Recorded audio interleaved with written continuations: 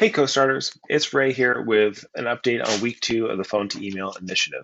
The plan for this week was to reach out to people who I both knew as well as people I'd previously interviewed to ask for referral.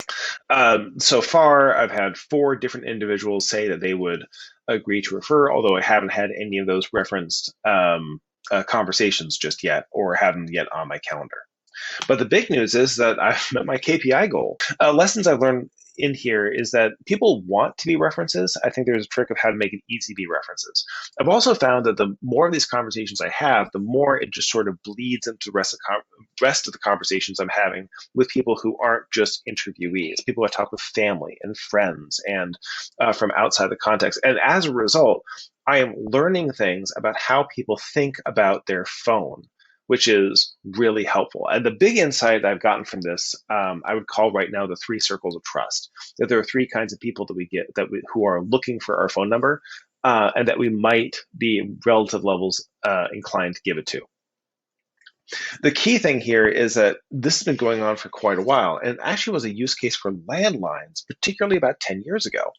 And what PTE really might be doing is bringing back the landline use case as people were doing it when they're in the process of ditching it for their cell phones. Basically, it's the number you give out to companies, give out to government, give out to rewards programs, places that have some need to reach you. It needs to be your phone number, but you don't want to be interrupted on it, in sharp contrast to close friends and family. And I think that was really useful.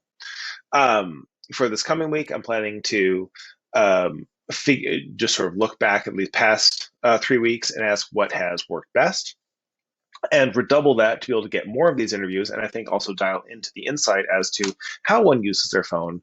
And for the group, I like to maybe expand this conversation of how you use your phone. When are you rewarded for sharing your phone number? And if you have best practices for referrals as well.